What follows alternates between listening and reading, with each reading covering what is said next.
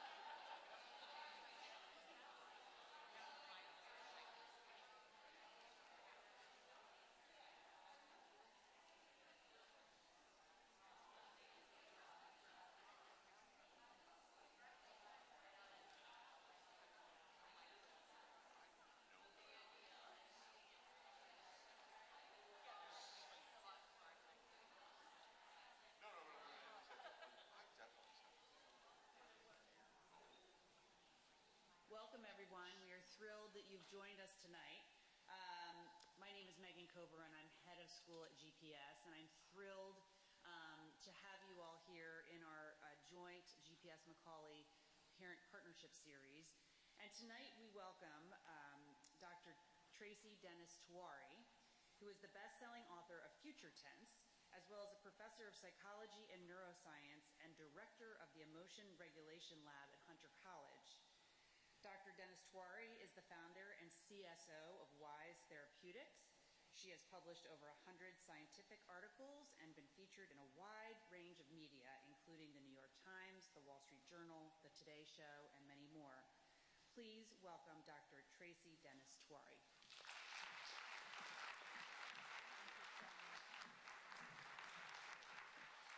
Thank you so much. It's such a pleasure to be here. And thank you so very much for coming out on a Tuesday night. I know that's not easy, and I know this is a live stream as well, and thank you for listening. I'm also a mom of a seventh grade daughter, and a 10th grade boy. They go to same-sex schools, and so I also feel very close to this community as well for those Macaulay and GPS students. So, as you know, I'm going to be talking today about one of the big topics, I think, on all of our minds, whether you're a parent or a student or educator or just an adult who cares about kids, and that's anxiety. But today, as I talk about anxiety, I don't want to just focus on what anxiety is and isn't, although I will be talking about that. But I really want to make the argument to you today that if we can start to shift our mindset about anxiety, what we believe about anxiety in our lives, it will make a huge difference. Because I believe that when we think about anxiety, we should think about it as actually the key to how we can better thrive in the 21st century. Because thriving in the 21st century requires us to cope with uncertainty. That's really what word better describes these both challenging times as well as these times of incredible possibility and promise. Anxiety is all about uncertainty. And to explain why and how, I'm going to start with a story for you. And this is a story set in space. I am a sci-fi nerd, that is true, but this is not science fiction, this is actually real life. Now, this picture is a picture of Dr. Scott Perzinski floating in space. He became very well known a number of years back for performing, really, the longest EVA, or spacewalk, in history to repair a crucial solar panel array that was powering the International Space Station. And that's actually a picture of him doing that spacewalk and repairing that solar panel that you can see, that big orange wing-like thing. Now, it took him 7 nail-biting hours to repair that panel. And as you can also see in the picture, it doesn't look really easy. He was out there on his own in the vacuum of space, dangling by a robotic arm, connected by nothing besides his boot, right? And he's out there for 7 hours. Now, I had the immense pleasure of talking to Dr. Perzinski on stage. I was talking to him about his amazing accomplishments and his achievements, and I had to start with this, of course. And my question to him was, Scott, how did you do it? What was your secret sauce? And his answer was anxiety and his ability to harness it. Because when Scott jumped into the unknown, it was anxiety that narrowed his attention and helped him remain laser focused. It was anxiety that channeled his energy, got his blood pumping, helped him remain completely on task. Now, he faced the unknown. Something could have gone very, very wrong out there in space, but he also had the skills and knew that something could go very right. But it was anxiety that helped him run all those what-if simulations. If this happened, plan A, B, and C, he was ready because anxiety helped him do that. He was ready to adapt at a moment's notice. That was thanks to anxiety. That's how we talked about it on stage that night. But that is not typically the story we tell about anxiety. This is the more typical story that we tell about anxiety, and that's the story of the mental health crisis we're seeing in people suffering from anxiety disorders. They are indeed on the rise. Some people argue that maybe we're just reporting it more or talking about it more, but I can tell you as a researcher in this field, there's good reason to believe that in addition to all of the self-reporting biases, there is a rise in anxiety disorders. 1/3 of us in our lifetime will be diagnosed with an anxiety disorder. That's 1 in 3 people. That's over 100 million people in the US alone. This is really a struggle of our time. Now, when I see these statistics, these are, they're very sobering. My whole life is really devoted to addressing the problem of anxiety disorders, but I have become more preoccupied with a mystery. And that mystery is that over the past 20 years that we've seen these slow and steady increases in anxiety disorders, we've also seen tremendous, and I mean profound growth in what we understand about anxiety disorders. We have better science, more treatments, we have medications, we have science-based wellness tips. We have better treatments and approaches and ways of understanding anxiety than ever before in the history of humankind. So why isn't all this working? And I believe, and I wrote a whole book in part to try to answer this question, I believe that a part of the answer, at least, lies in the language of anxiety. Now, what do I mean by that? First, let me ask you, When I say the word anxiety, what are the first words that leap to your mind? You can shout them out. Stress. Yes, that's a big one. Fear. Worry. You literally named the top 3. Those are big ones. What else? Anything else come to mind when you hear anxiety? Energy. Ooh, I like that. Thank you, Kay. I was talking to Kay before the talk. Anything else? Doubt. I love that. Well, these are all absolutely the usual suspects. So when you do a search on the internet and you ask the internet to spit out a word cloud, you get actual data on what kinds of words tend to co-occur with your search term. So when you search for anxiety, you get all of those words that you just shouted out. You don't really get energy, though, I'm sorry to say, which I wish that we got more of that. But in addition to those words, you see these kinds of words: trauma, desperate, phobia, disorder. These are, and the bigger the word, right, along with the search term, the more common they're associated with that word. So what we see from this, just in a very objective way, is that the language of anxiety that we have is a language of dysfunction and despair. Our language tells us that our house is on fire when we're anxious, that we are in trouble and we better run. Now this language, this discourse that we have about anxiety in our day-to-day lives puts us in a mindset of danger and alarm. And mindsets are incredibly powerful things. Mindsets aren't just what we believe. Mindsets are actually what we perceive and experience about the world. It's this filter that we put on the world so that it shapes our experience, what we perceive, and therefore determines how we act in response. That's why mindsets quickly can become our reality. So this mindset that anxiety is dangerous and destructive, it quickly metastasizes into some other really problematic mindsets. That anxiety, any type of anxiety, is a disease to be eradicated. Or that anxiety is a character flaw. It's a weakness, right? It's a failure when we feel anxious. These mindsets, are the danger, it's a disease, it's a character flaw. These are somewhat different, but they really all converge on one single problematic solution. And that solution is avoidance.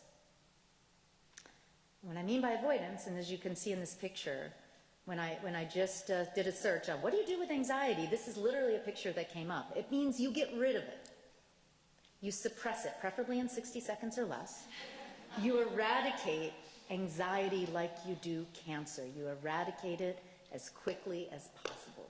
Now, here's the crux of it, because unfortunately, that is not how it works. Avoidance is actually a recipe for more anxiety, and it's bound to fail in helping us.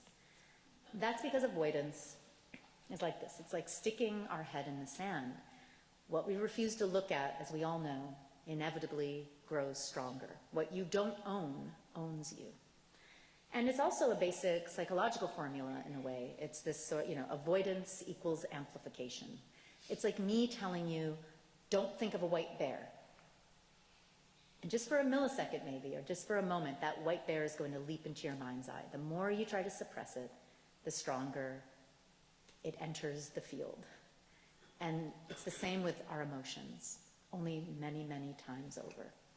So when we avoid, we're amplifying. Inadvertently, we're amplifying these negative emotional experiences. But avoidance also, I think, even more importantly, is an opportunity cost. When you refuse to allow yourself to feel a feeling, how can you ever develop ways of coping with it? As soon as we think about it that way, it makes perfect sense. If we really want to help our kids and help ourselves build coping skills for anxiety, we have to allow the experience of anxiety to come through. Now, when we block those coping skills by avoiding experiences of anxiety, we're also just automatically less able to handle the day-to-day anxieties that we might experience. And honestly, if you think about what we know from therapy, if you've ever been in therapy or maybe you are a therapy provider, we know that when we have someone struggling with anxiety, the very first thing we try to convince them of is to just allow anxiety to come into experience, that you work through rather than around anxiety. And so avoidance in this way, I'm sorry, I was just telling Lauren earlier that I'm not so great with Macs. It just froze up, Lauren. That's okay. I'm going to go on.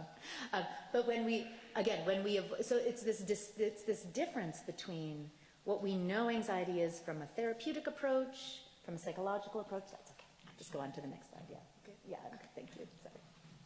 Sorry. We know what it is from that approach, but our language of anxiety is disrupting our ability to benefit from that knowledge. Now, there are other costs to avoidance that are really important to think about when it comes to our kids. Now, avoidance, you have to remember, it feels good, right? When you avoid that horrible anxiety, and remember, anxiety, I've been singing its praises for a few minutes here, but it sucks. Anxiety really feels bad, obviously.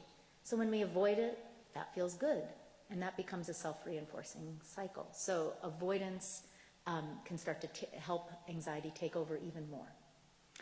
Secondly, avoidance leaves fears unchallenged. So when we never face this thing that we're anxious about, we can't learn that it wasn't so bad after all. And then when our kids start to get into this cycle of avoidance, it can really spark a vicious cycle of being disconnected and out of the loop at school.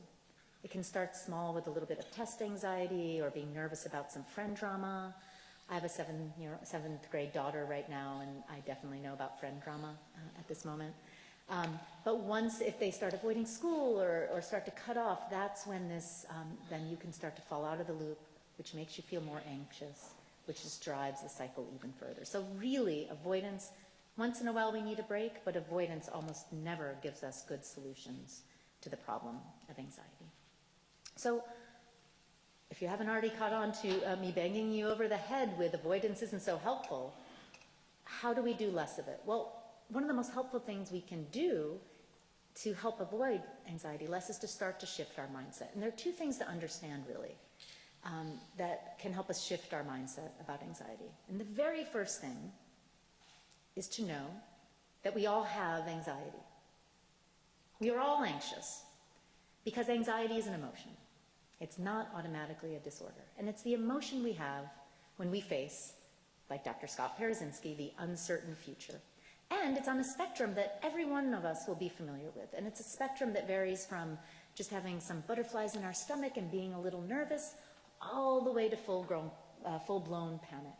So I can be excited, which is on the anxiety spectrum, about my upcoming wedding, and I can be absolutely panicking about my upcoming wedding. I can be a little nervous and anticipatory about my upcoming keynote address, or I can be full-on throwing up in the bathroom before my upcoming keynote address. And all of those are in the same spectrum of anxiety. Now, what that shows you when you think about anxiety as a spectrum is that anxiety is not just a danger signal. It's not just protective, which is something you might have heard before. It's actually simultaneously a signal of positive possibility. It tells us that the future is uncertain, yes, but there's a positive outcome that's still possible. And that brings me to the second thing to know about anxiety, which is that anxiety evolved to be helpful in this way. And Darwin, in his theory of evolution, actually wrote a lot about anxiety. A whole third of his theory was devoted to the evolutionary advantages of emotion. It was the third book in his series. You have The Origin of Species, The Descent of Man, and then you have the expression of emotion in man and animals. That was his theory. And what we learn from Darwin, what we learn from modern science up to the day, is that anxiety is what happens when we think about and plan for that uncertain future. We know something bad could happen. You could go into that test and you could get an F. But when you're anxious, you actually also remember that you could, because you've worked hard, still get an A on that test or do very well. Anxiety is not about the present threat of something bad happening. It's about this uncertain future. Now, it's why I called my book Future Tense. And it's also why, when you think about anxiety as this future uncertainty, it always contains hope. Because when we're anxious, we haven't despaired. We have not given up. We believe that A is possible, or maybe giving that good keynote address, or figuring things out at school, even though you feel anxious about it. That is still possible. We're restless and nervous because our minds and bodies are preparing to do something hard, whether that's a spacewalk or it's the first day of school.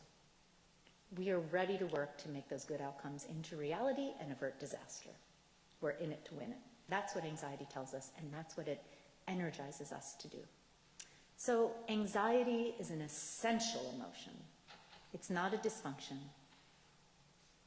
It's a feature. It's not a bug.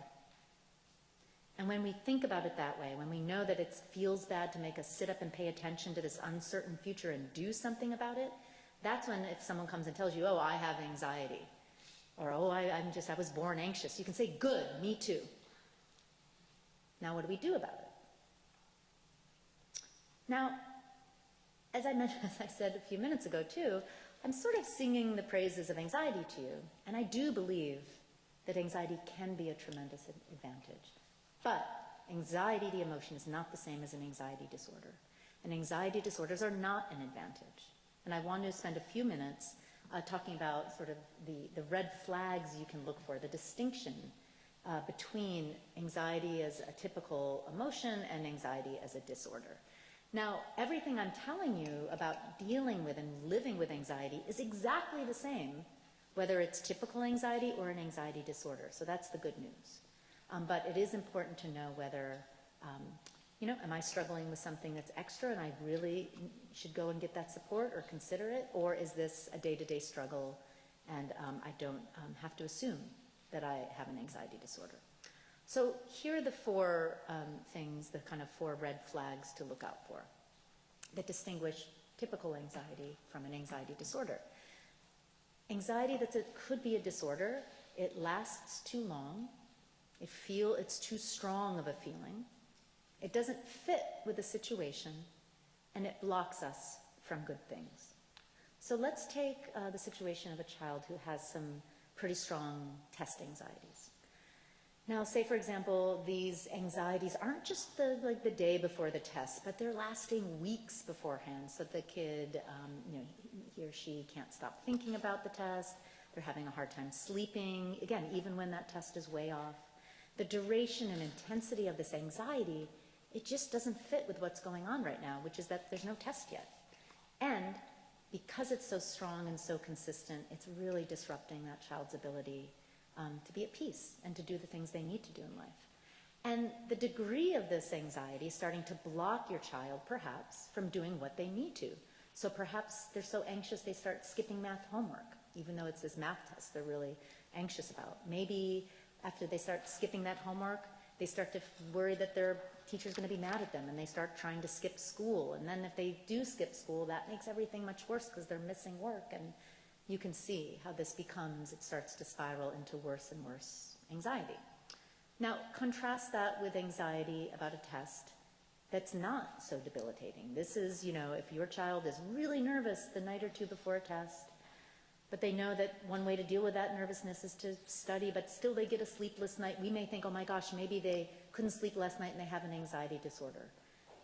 Maybe, maybe not. This is when you think about those four red flags, and you can start to think about, can I actually help them through what's really a natural and typical experience of anxiety, rather than thinking maybe this is a disorder. Now, I say all that, and I want to also tell you, if your instinct is that your child is struggling with an anxiety disorder or something that's beyond the typical, never, ever hesitate to reach out for that extra help, because honestly, we could all benefit from it, and there absolutely is no reason not to. So also trust your parental instinct on that. I also wanted to make a quick distinction between anxiety and panic attacks, because I think we often use the terms interchangeably, and I think a lot of kids who have strong experiences of anxiety think or fear that they're having a panic attack. Now, as you can see from this diagram, one of the big distinctions between anxiety and a panic attack is that panic attacks are sudden. They really do feel like an attack that comes out of the blue. Often you can see that there's a really strong physical response. Not all anxiety is as physical. Sometimes it's more worries and you're in your head. But of course, panic attacks are very physiological. Your heart might be racing. You might have tremors or a cold or hot flash. Some people, when they have their first panic attack, they go to the emergency room because it's so incredibly intense. So that is what a panic attack can feel like. Anxiety tends to more gradually build up. And even though some of the symptoms might overlap, as you can see in this Venn diagram, like increased heart rate or shortness of breath, anxiety tends to be more about the thinking, the sleeping, muscle tension, these more slow rising sorts of experiences that you might not see as much in panic attacks. So that's just another kind of little cheat sheet to think about the difference. Because the more vocabulary we have about anxiety, the more we can normalize it and understand the difference with anxiety disorders, the better. So whether someone is seeking therapy or not, whether you suspect this might be in the realm of an anxiety disorder or not, we can start changing our mindset about anxiety. And when we do, we can start doing fewer of the unhelpful things like avoidance and like some other things I'll talk to you about now, and more of the helpful things that can help us really make anxiety not just manageable in our lives, but start to make it an ally, albeit one that we have to negotiate with, but still a force for positive change in our life. And the very, one of the, sometimes when you have ideas or you give talks or write books, you think you have an original idea or something that no one has ever said before. And without exception, you find that someone else has said what you're saying, and maybe quite differently and often quite better in the past. And in my case, what I'm talking to you about today, I came to find philosophers like Soren Kierkegaard 180 years ago, who wrote a whole book about anxiety, had a very similar view to anxiety. And it was interesting. One of the things he wrote, in Danish, of course, but this is a rough English translation, is whosoever learns to be anxious in the right way has learned the ultimate. Now you notice he's not saying whosoever conquers anxiety or whosoever never feels anxiety has learned the ultimate. Whosoever learns to be anxious in the right way has learned the ultimate. And that's really what I'm talking to you about today. Like, we can learn to be anxious in the right way. And our kids can too. He also said something that is one of my favorite quotes in the world about anxiety. He said, anxiety is the dizziness of freedom. He also was talking about that uncertainty, that jumping into the,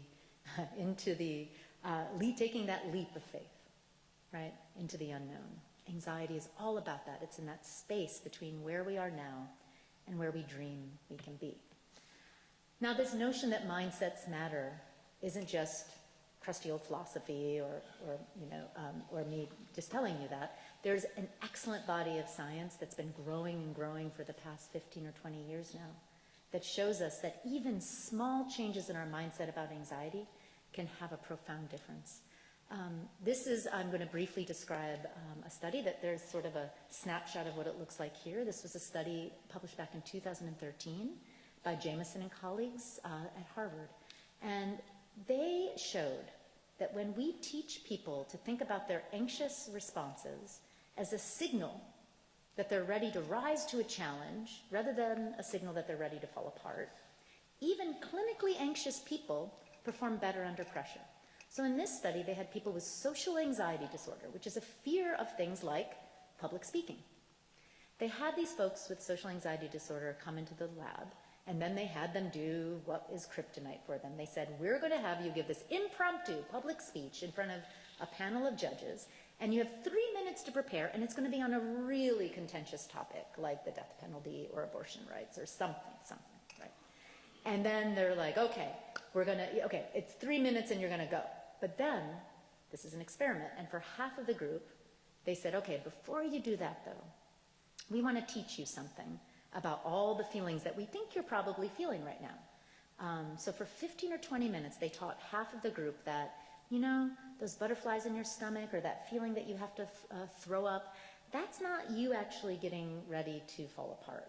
That's your body sending adrenaline to your muscles. You're ready to act. And your heart racing, that's not you about to have an attack. That's actually your blood being pumped to your brain full of oxygen so that you can think more clearly. And they spent just, again, 15 or 20 minutes teaching people, showing them a few scientific studies, having some experts on video talk to them. and just gave them some information about how to reinterpret this incredible anxiety that they were feeling before having to give this public speech. That was the mindset reset for half of the group. The other half, they just threw right into the Shark Tank. And then what they did, which was very interesting also, is they observed what happened. Now, this is one of those typical evil scientist sort of experiments, but they learned something very interesting. The people who were given that brief mindset reset, just 15 minutes, they performed better, their heart rates were lower, their blood pressure was lower than the comparison group, and they felt more confident about what they had spoken to in front of the judges.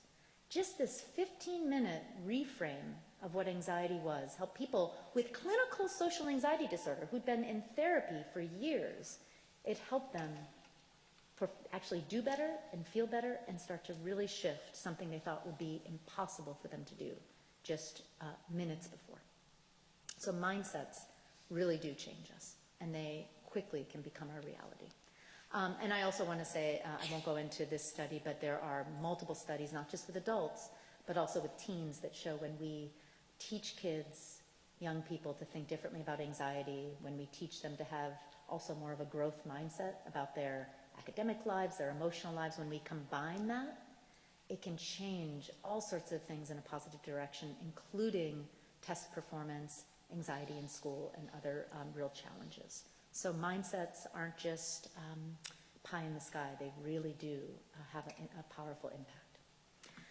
So I believe that there are 3 steps to really powerfully changing our mindsets about anxiety. And they're both simple and they're complex in the sense that there's a lot that we can do. But really I want to focus on the simplicity here. Because in an anxious moment, or when you're facing your child's anxiety, did I tell you I have a 7th grade daughter in 7th grade? Literally a half an hour before I came here, friend group drama exploded, and I was on that phone. So I'm actually very much feeling the anxiety that takes place in our kids' lives. And we need help in those moments. Doesn't matter if you're a professional, believe me. We need help in those moments to take a step back and think, how can we be most fully there for our kids? What can we do that's actually helpful? And this is what what I call the 3 L's really are. They're a framework. Listen, leverage, and let go. They're a framework, they're a sort of map of the territory, because we know, and you know, a million tips about how to deal with anxiety, how to help your kids with anxiety. It's almost too much information. It's almost an excess of advice, right? Because in those anxious moments, what do we do with it? It's like having gas in the car. It's like putting gasoline in your car and having no road to drive on. So the 3 L's, what I really believe they can be is a map of the territory. It's a direction to go in when you're not sure what to do. And we're going to start with the first of the L's. Now this arguably is one of the hardest, but it's also one of the most important. It's one of the hardest because when anxiety knocks at our door or at our kids' door, it's the absolute last thing that we feel like doing because we want anxiety to go away. But the very first thing we need to do is listen. Now, what do I mean by listen? I mean to tune in and let those feelings and thoughts come. Now, I love this infographic. And as it shows, there are lots of ways that we can start to listen to and tune in to our tough feelings when they show up. But I argue that the best way to start is with curiosity. Because curiosity requires that we parents, or if this is your own anxiety and you're sitting with it, it requires us to create a judgment-free zone, to remind ourselves that negative emotions are not good or bad. They're natural. They're not dangerous. Even our most powerful emotions are not dangerous. They are information. They tell us where we are in the world when things matter to us. So when we're curious about our feelings, our kids' feelings, we're conveying that these emotions are manageable and there might be something to learn from them. So once we're curious and we're open and we're showing that to our kids, that means that we have to pause on fixing and soothing that feeling in kids. And of course, I don't know about you, but the very first thing I want to do when my kid shows up after school and they're super upset is I want to soothe them. I want to tell them, oh, don't feel sad, don't feel upset, right? But what we have to do in those moments is we have to do less, not more. We have to accept their feelings as valid, even if we don't understand them or don't agree with them even. But we have to let them have those feelings. Don't say, don't feel sad, even though that's what we feel like saying, right? Let them feel worried. What we really need to do is abide with them. It's a very old-fashioned term, but I think it captures it perfectly. We have to literally be in the basement with them, with their deepest and darkest feelings, and not, at first, do anything to fix it. And again, we're listening, less is more. When we talk a mile a minute, when we ask them a million questions, that doesn't actually ever help someone else feel better. It kind of is an attempt that we make to feel better. Maybe we can find out something. Maybe we'll know what to do. Again, we can't help them learn to cope with a feeling we don't allow them to have. So we allow them to have that feeling. We show steady confidence, even if we're concerned. And we have to know, and what they'll soon learn is that if we let them feel anxiety, anxiety won't grow stronger. We think it's going to spiral. They think it's going to spiral. But letting them feel anxiety, 99.9% of the time, anxiety does not grow stronger. They grow stronger. Now, sometimes when a child comes to you and they're feeling anxious or we're feeling anxious, it's really at the level of overwhelm. So it's not so easy to sit there and abide with those feelings, so we have to come back to a baseline. Now, we know a lot of ways to do that, and one thing that professionals will always tell you is to breathe. And of course, that can be super annoying, because it suggests like, oh, if you just breathe, it will solve the problem. And first of all, that's not true. And second of all, I'm hoping that's a misunderstanding, because really what breathing does is it doesn't solve the problem. It brings us back to a baseline where our brain and our body can talk to each other again in a normal tone of voice, right? So we can start to discover that these painful feelings are actually not a danger signal, right? These painful feelings, because they're feelings, they will pass. They have a rise and they have a fall. And when you sit with them, when you bring yourself back to baseline using breathing, you get to learn that. And that is a huge discovery, that just by being with a feeling, you can make it feel better. That's a remarkable discovery. Now, there are lots of ways of breathing. Diaphragmatic breathing is great. One of my favorite and really scientifically rigorous breathing techniques is called the 4-7-8 technique, and many of you will know this. I'll explain it once if you don't. This breathing is very simple. It requires you to breathe in through your nose for 4 counts, whatever's comfortable for you. So 2, 3, 4, and then you hold it for 7, and then you exhale for about 8, but you exhale through your lips. You purse them like you would blowing out a candle, like that. Now you shoot for a count of 8, but whatever the case, it should be for a longer period of time than you inhaled. That's why it's like 4, 7, and then twice the length on the exhale for 8.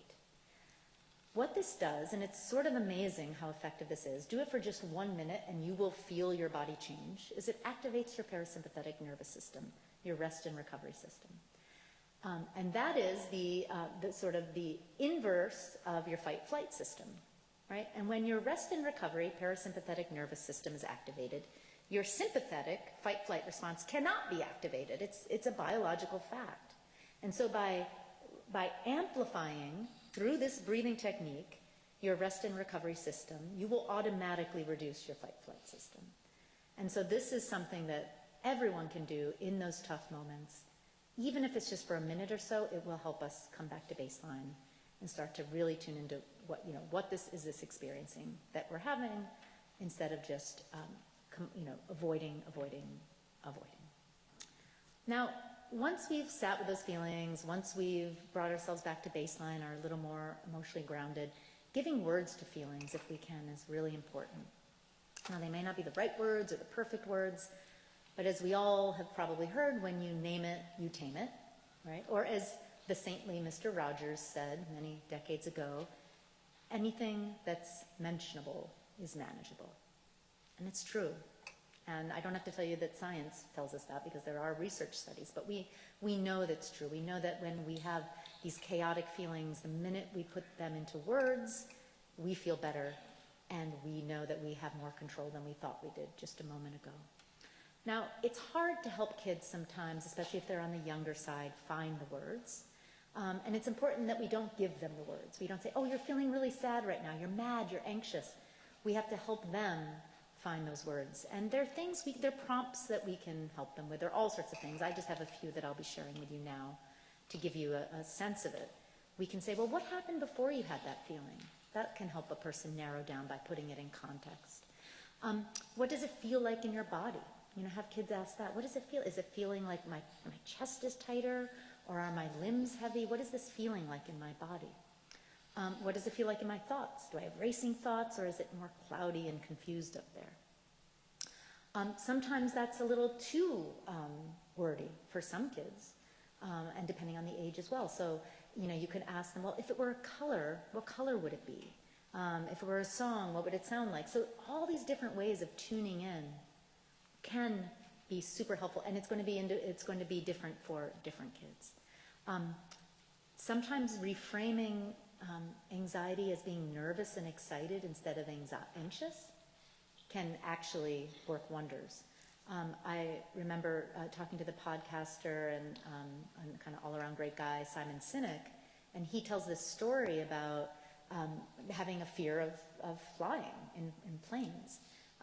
And he did this little mindset reset for himself, where he, and it didn't happen the first time, but he would practice before getting to the airport, saying, you know what, I'm really excited about this place I'm going to. I'm looking forward to it.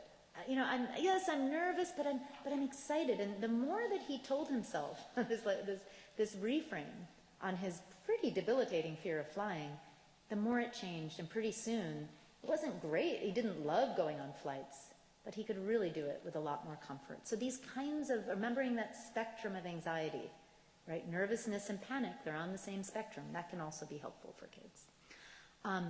It's also great to remind us, all of us, that we can only be anxious about something we care about. You're only anxious when you care. I mean, are you anxious about a single thing that doesn't matter to you? Absolutely not. So when we help kids think, well, you know, you're anxious right now, what is it that's in your mind? What is in your heart? What are you caring about right now? That can also help kids get that extra perspective. Now, I'm about to go to the next L, which is leverage, but I just want to quickly share a story with you about how hard it is to listen. And not just for, not just for, parents out there in general, but for parents who are professionals. And so I'm going to tell you a personal story of mine. And it's really a story of meta-anxiety. And you might know that term. It's being anxious about anxiety. And that's really one of the big amplifiers of anxiety we have, because we have this mindset of danger and destruction about anxiety. We feel it will destroy our lives. We get anxious about having the anxiety, and you can imagine that just lights a fire under it all. Now, when in our parenting moments, when it's hard to be there for our kids and listen and be present with anxiety, it's often because of meta-anxiety. Now, this is a picture of my son, Covey, when he was 9. He's almost 16. He'll be 16 next month. And he's growing up in the city. I'm from New York City. And so he's a real city kid. And I grew up in the suburbs. Now, when he was about 8 or 9, I realized he had no idea how to ride a bike. And I thought this was like a moral failing on my part. I don't know why. I just felt like, oh my God, he doesn't know how to ride a bike. He's going to be stuck somewhere and he's going to need to escape on a bike. I got very, very worked up about him not knowing how to ride a bike. So I just seized this moment when I was out of the city. We were up in upstate New York, and we were staying in a place that was in the country. It was on that's the road there. It's like a gravel road, but it doesn't show the incline. It was on a steep incline, and I just happened to have what I think was about a 30 or 40-year-old BMX Gremlin. Do you guys remember those bikes? I don't know. You have to be old like me to remember them. But they're like 5 million pounds, right? They're clunky. It is not the bike to teach a kid how to ride a bike on if you can help it, right? But this is the bike, and this was the time, because he needed to know. So he's learning, and he he learned, but he was really like very unhappy, and he was whining, and he was giving up, and I got very, very frustrated with him. And at the end of it all, I sort of threw in the towel, and I was like, okay, Covey, let's go back to the house. And I was giving him a pep talk as we walked up the hill, and then we got to the hill, and he went up to his room, and he was pretty discouraged. Then I took out my phone. I'd been videotaping, taking pictures, and I realized, oh my gosh, this video had just kept on running, like all the way up the hill as I was giving him the pep talk. So I was like, great, I get to like listen to that conversation and see real parenting in action. So I was like, oh, I give him some tough love, but it was the right thing. So I pressed play, and well, I'm going to read it to you because I transcribed it in the book. It opens up one of the chapters. It brought me to tears, and I'm going to read it, the highlights, the beginning of it right now. So I say to Covey, okay, Covey, I'm really, I've been, you're doing so great, and I'm just ready to give up. And Covey says, I'm trying. Tears at the edge of his voice. Me, you're doing great. You're just complaining every second. Covey, I'm really trying. Me, you're amazing. Why are you so negative about it? Covey, I don't know. I'm scared. Me, you are not scared. There is nothing to be scared about. You did it perfectly. You didn't fall down once. Maybe I should knock you off your bike so you can see it's not a big deal. And then you'd get over it. I swear to God, I transcribed this. Covey, whimpering sound. Anyway, it goes on. That was a real wake-up call for me, because that is not what I thought I had said to him. And I had to ask myself the question, what was going on here? And I realized that I was so anxious about his anxiety in the face of what seemed like, success, right? That I had this, and that's a whole other probably lecture on how we think about our kids' anxiety about their success. But I was anxious about his anxiety, and it blocked me from just doing this first step of listening and just validating the absolute reality that he should be scared. Especially when you put a kid on a BMX gremlin on a dirt road on an incline, right? So luckily, this was really a gift from the universe. I called him down, and I said, Covey, I want to play something for you. And I hit play, and I played it for him. And he's thinking, oh my God, I'm going to get more of this. But I said, listen, bud, I've made a huge mistake. Of course you felt scared. Of course this was super hard. And I just didn't support you in the way you absolutely deserved. And I said some other things, and I ended with another, I stole some lines from Mr. Rogers. I love you just the way you are, and you did great. And his little shoulders that were up here came down. And the bottom line there is that I did not listen, but I was also able to repair it. And it was because I saw that this meta-anxiety, my mindset about his anxiety, was blocking me from doing what he actually needed in that moment to get through a tough situation. Okay. I'm going to move a little quickly through leverage. I want to focus on one of what I think is one of the greatest ways to leverage anxiety. Because what I mean by the second step of leverage is that once we've listened to anxiety, maybe it's given us information, maybe we've come down a notch, it's not just about dealing with that feeling, it's about now, what do we do with it? How do we leverage this? And I use the term leverage because I believe that, like levers, anxiety is powerful. You can lift things with a lever, like a wheelbarrow, that you could never lift on your own. And anxiety can be a lever for making positive changes in our life after we listen to them, after we own them, these anxieties, so they don't own us. Because again, just to remind you, anxiety about this, because it's about the uncertain future, is not only about averting disaster, it's about seeing positive possibilities and seizing the opportunity to make them into reality. So when we see our kids failing, when we see them making mistakes, these are absolutely the moments when, instead of focusing on making them feel better, which we can support them and make them feel better, absolutely. Or ignoring it and just sweeping it under the rug, or hoping it just goes away, or hoping the teacher can help them do better on the next one. Instead, we can actually lean into these mistakes and learn a little bit about, well, let's do some intel gathering here. Oh, you got an F on the test. Well, tell me about that. Did you not sleep good the night before? Were there some problems that were particularly hard? Was there something you didn't understand? How were your nerves during the test? Now, I'm not saying you pepper your child with these questions, but when you're curious about what happened, instead of being panicked about your child's reaction or panicked about their academic performance, it all of a sudden gives you the opportunity to actually spot a brewing problem, get in front of the problem, and actually be more proactive and plan effectively. So that now you can say, oh, you were in the math test, there was just this one type of problem you didn't understand and you sort of froze up. Well, that makes sense. Why don't we ask your teacher for extra help on that one type of math problem you don't know?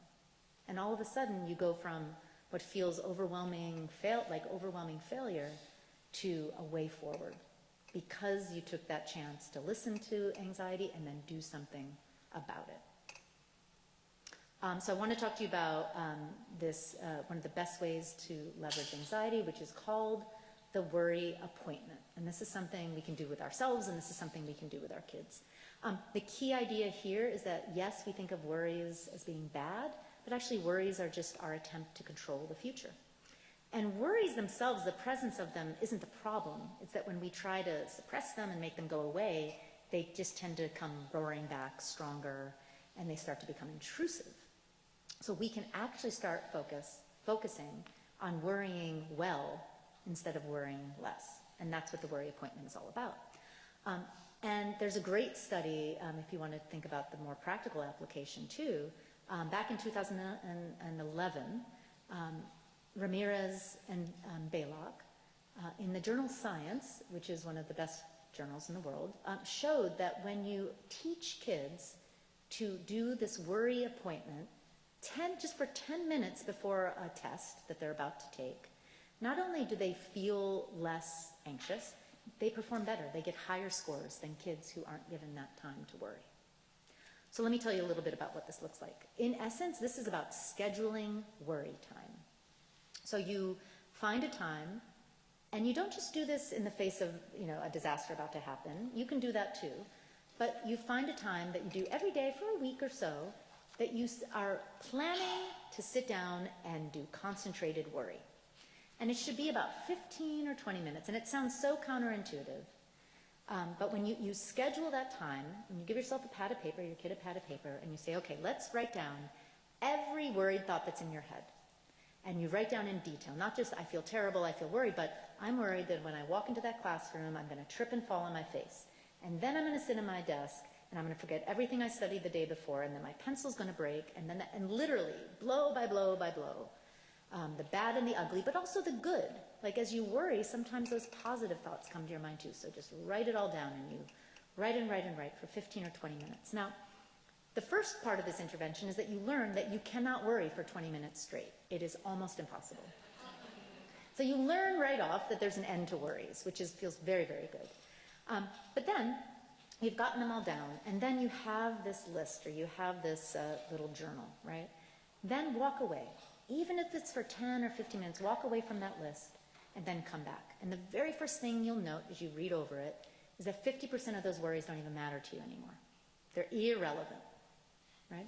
So you can dispense with worries already. Then, with the remaining worries that are there, you can start to see, well, what can I control?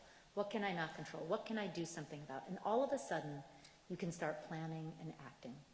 And the minute we start operating on these worries, because worries are just our attempt to control the future, right? Once we start making a few of those plans, we start trying to do something about them, they always feel better. They always reduce. And so just by this focused worry time, and you do that, not just one day, you're like, oh, I kind of feel better. But as you make this a practice, you do it a few days a week or every day for a week, whatever it is, it's going to loosen the hold of those worries, especially if they're becoming intrusive. And you can really start to get a handle on the things you have to really focus on in life and what you can start to let go. I'm going to move on to our last L, just with this one kind of this notion that I'd like you to consider as we go from listen to leverage to let go. This idea of that worrying well is better than worrying less, or anxiety is a normal part of being human. It's essential. This is really all to say that when our kids face anxiety, our job is not to protect them. It is to prepare them, because anxiety is inevitable. And the more we protect kids, the more we're actually preventing them the opportunities to actually learn to be anxious in the right way. Because it's only through experiencing that strain and stress. It's this notion of anti-fragility. Just like muscles that you have to work hard and sometimes stress and strain to grow stronger. Just like the immune system that you have to throw germs at so it can function. Our emotions are anti-fragile. Unless we actually struggle through the experience of difficult emotions, we will never learn what to do with them. And so you have to allow your kids to feel those feelings. You have to be in the basement with them. You don't throw them into the deep end. You're there with scaffolding and support. You are right there with them. But if you don't honor them enough to allow them and believe that they can experience these feelings and come out stronger the other side, you will be putting your kids at a disadvantage, especially in this 21st century when there's so much uncertainty that we and they are going to face. We know anxiety is a big cause of school absences, and that's, again, this is this avoidance cycle that I mentioned before that we can get into. And then there's also good research that I can talk about more if we have time during Q&A. Research coming out of the Yale Child Study Center shows that when we give parents therapy, meaning not that we're therapizing the parents, but when we're teaching parents this program that's called SPACE, Supportive Parenting for Anxious Childhood Emotions, we help parents walk kids through the feelings rather than around them, that kids who are clinically anxious do as well, show the same level of clinical reduction in anxiety disorders as the kids who get gold standard cognitive behavioral therapy. That's what those two lines are. SPACE and CBT, when you look at that decline in anxiety symptom severity, it's exactly the same for kids who get therapy and kids who get no therapy, but whose parents are taught to help them work through those feelings. And now the final step, which is really, in some ways, the quickest, not necessarily the easiest, but absolutely essential, is that after we listen, after we find ways to use that information and leverage anxiety to make our life better, now it's time to let go. Now that doesn't mean avoiding, right? We need to work through anxiety, but we also need to let go of that hard work and come back to the present. Because we also have to remember that mental health is not feeling good all the time. Mental health is not the absence of anxiety. It's the ability to feel all those feelings in ways that fit with the situation, using emotions in beneficial ways, but really mental health is this wave, right? It's like when you ride this wave of anxiety, we're going to be flooded by those strong feelings sometimes, right? Sometimes we're going to feel like we're drowning. But when we let go, we're reminding ourselves too that we can learn how to surf, we can learn how to sail those waves, we can swim, right? So in this final equation, after we listen and leverage, we come back to the present, we rest and rejuvenate, right? And we already know how to do this. This is not rocket science. And one of the best ways of doing this, of letting go, is to find those things that give us flow, that's that mix between being absorbed and challenged and interested in something that we're doing. That always brings us back to the present. And, that can be everything from being part of a community, being in nature, doing sports is an amazing way to find flow. Music, arts, meditation. A lot of us think that the only way to be here now or be in the present is to do serious meditation. It's absolutely not the only way. And for a lot of us, it's not our thing. There are all these other ways, and our kids can do these things too. I will save this last thing about letting go for the Q&A if people want to hear about this, but perfectionism is one of the big kind of drivers of anxiety. Perfectionism is just a way of trying to cope with anxiety, because we think if we're perfect, everything will be okay. And there are some interesting ways that we can also practice letting go of perfectionism and shoot instead for what's called excellencism, which I'll be happy to talk about more later. So in conclusion, please consider these 3 big ideas. Try to, if I have 3 messages to give you tonight, it is these 3. The first one being, we are all born anxious, but this painful emotion evolved to help us thrive in the face of uncertainty. Anxiety, avoiding it, always makes anxiety worse. Sometimes we want to like just check out and binge watch that Netflix or whatever we're doing, but chronically and only avoiding anxiety is going to make it worse. But we can break the avoidance cycle and make anxiety an ally and even an advantage when we think about these 3 L's, when we listen, then leverage, and then let go. So no matter where you or your loved one are on the spectrum of anxiety, I really believe that we can take a leap of faith, that this terrifying, sometimes terrifying emotion can truly help us. It can be an advantage, but we need to make this paradigm shift, this mindset shift if it's going to be. So don't love your anxiety, don't like it, but honor it. It is a necessary, essential, empowering emotion when we own it, when we reclaim it. And when we do, and when we help our kids reclaim anxiety, it will help them thrive in the face of anything that the 21st century is going to throw our way. Thank you.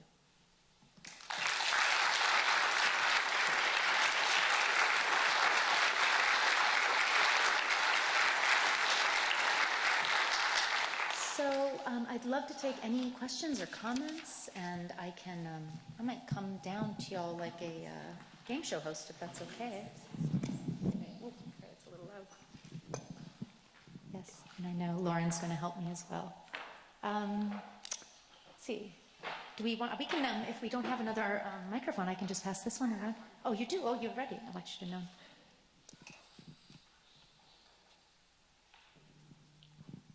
Is it on? Great. Does anyone want to comment or ask a question? I'm also happy to talk afterwards. Yes? I'll bring it. Oh, sorry.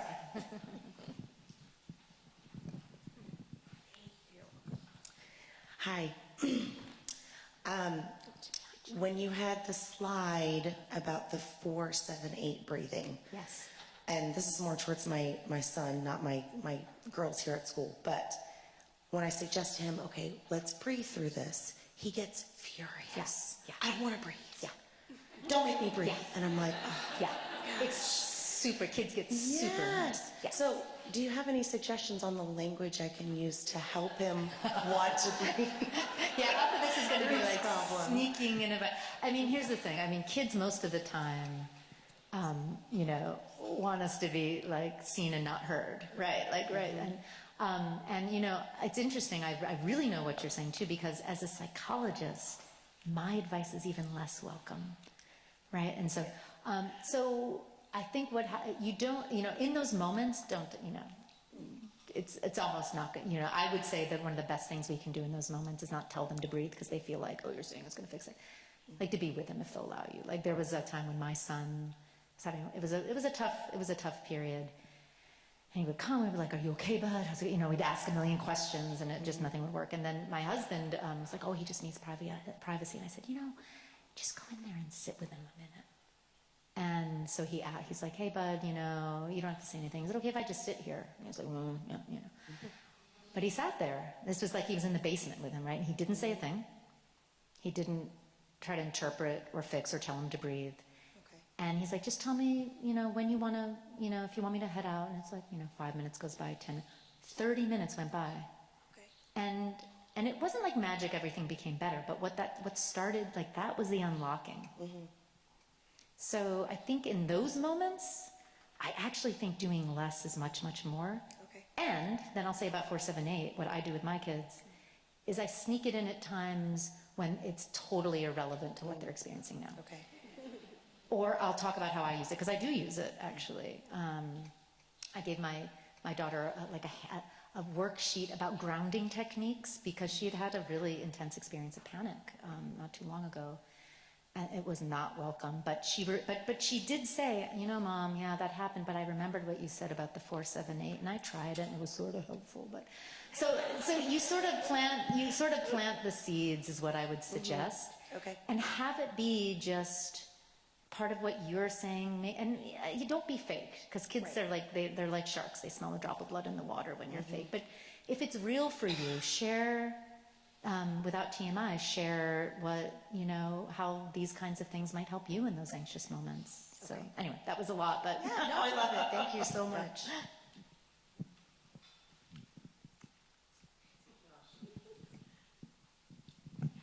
Any other comments or questions?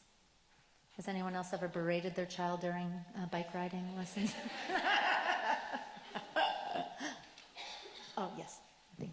Oh, sorry. I didn't know that was going to happen. Thanks.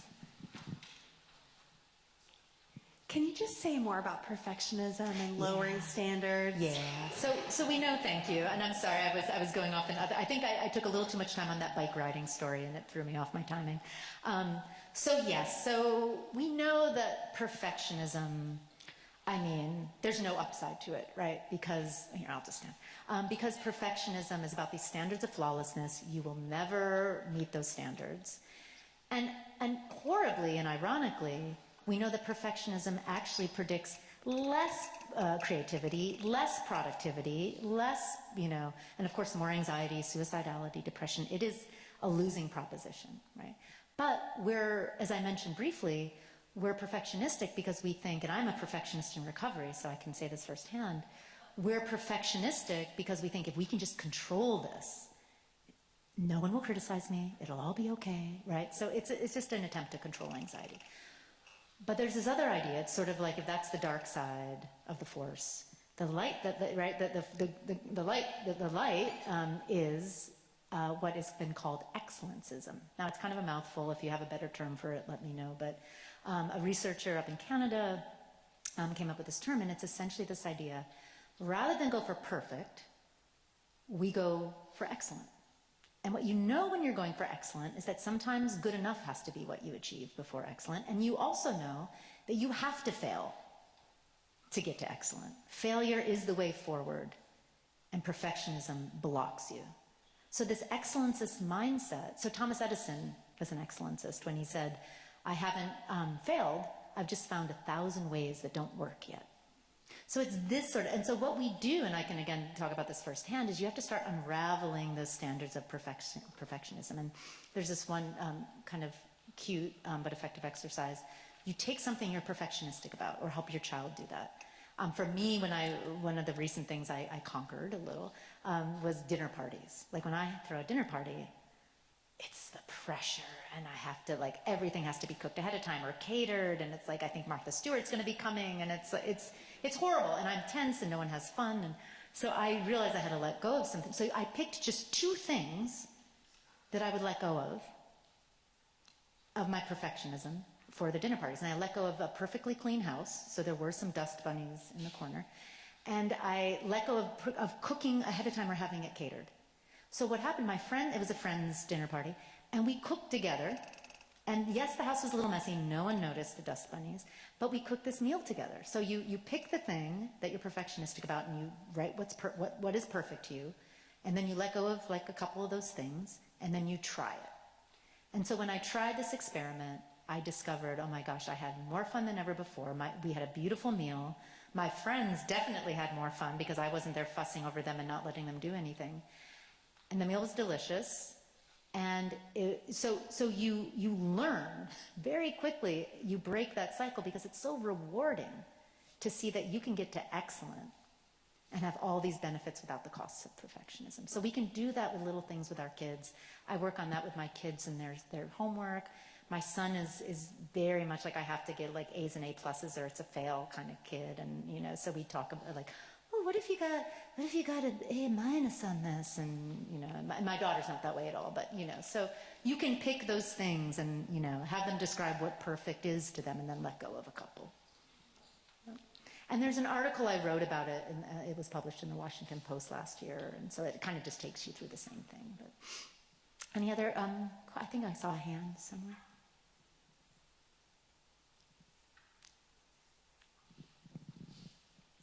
Kate, do you want to?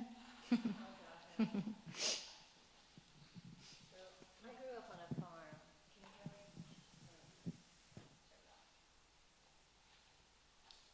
Can you hear me? Check, check. I grew up on a farm and I watched the cows. And it always fascinated me to watch anxiety travel, the way that it was like a current. And I was wondering if you could speak to that, both in terms of calmness, referring back to your question, and in terms of amping up anxiety by being reactive to it. Oh, that's incredible, and what an observation. So many thoughts come to my mind. Well, I mean, the first thing that comes to mind is you make this wonderful point about, negative emotions. We always think we just have to tamp them down. But sometimes we need to amp them up and channel them. And people who know this very well are performance artists, people who perform for a living. Now, I was in another life, I was a classical musician. I was an oboist of all things, if you know what that is.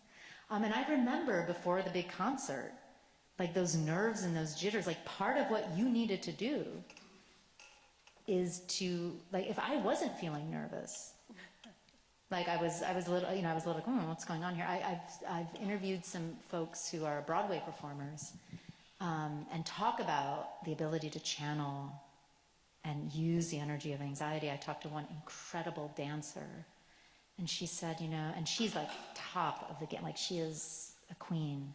And she said, if I'm not throwing up in the bathroom before every performance, something's off. So that's one thought that comes to mind. With the spreading of anxiety, it really reminds me of the social context of anxiety and the community effects of anxiety that we don't think about. In some ways, our dialogue, our mindset about anxiety on the society-wide level, I feel is doing that like we're one big cow herd, and that anxiety is traveling like waves because of how how I'm communicating to you about anxiety, and I'm observing that person's anxiety, and it's revving up my anxiety, and we believe it's dangerous and we're not safe. And there's this feeling now of not being safe that's new, even compared to times when we were objectively much less safe. So I think that that's happening, and it also reminds me your observation about, there's so much focus on self-help, and we think if only we figure out how to fix ourselves and fix the anxiety and heal and that's what psychotherapy is, and that's what wellness and blah, blah. But really, often the best thing we can do is not only other help, which is to go outside ourselves and actually like worry a little less and give more, but to know that when we select those communities that raise us up, that we select the communities we're in based on, not the currents of anxiety, but the currents of contentment or joy or support. Like, I just don't think we just think we have to fix ourselves like a broken machine, and I think we forget about the community aspect of it. Well, those are three like associations. I don't know if it got at what you were getting at, but. I think it's a fascinating. Thanks. Yeah, I love the cow, and the cow thing too. This had to be 30 years ago. I was in my early 20s. And I had a friend who was really a seeker. Like, she really worked on herself, and she said yoga and self-help. She did it all. And she struggled sometimes. And she was talking to her mom one day about her struggles. And she said, I just realized I just want to be content. I just want to find peace. And her mom, without skipping a beat, said, contentment is for cows. There's so much to unpack about that, but only mere cattle would aspire to mere contentment, although I think we deeply misunderstand contentment. But I think that's another, as we think about anxiety, I think we have to think about this optimization pressure we have, that we think mental health equals happiness. But mental health has nothing to do with happiness, I'm very sad to report. Mental health, as I think I said briefly, is the ability to feel all those feelings and do something with them. And happiness is the fringe benefit. I mean, it's like one of those very sneaky, like you're in the forest, you're looking for that creature, and like the best way to approach happiness is sideways. You know, it's like you don't. That's the way. So as we're trying to, destroy anxiety and eradicate it and just feel better, it's because we're chasing this happiness, and because contentment is for cows. It's like the unicorn. Yeah. Oh, I had 3 or 4 free associations there with what you said.